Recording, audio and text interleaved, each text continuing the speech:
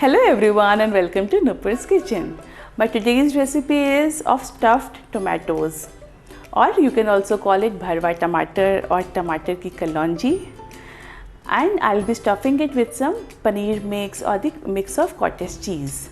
And I'll be preparing a restaurant style semi-dry gravy, and then we'll put those stuffed tomatoes in that gravy. So it will be a stuffed tomato gravy, or you can say stuffed tomato masala.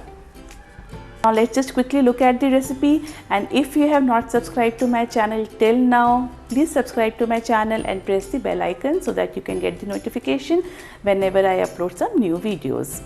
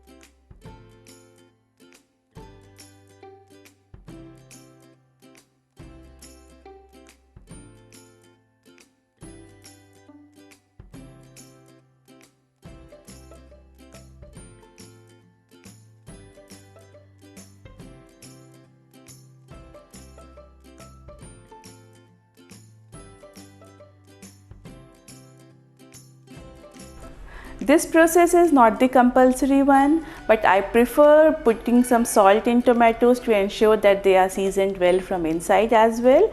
And I also prefer turning them upside down so that the excess water gets released in the first stage only. Otherwise, if I'll not do this, then while cooking, tomatoes might release some extra water which could make our gravy little wet. But this is not a compulsory step, so if you want, you can also avoid this.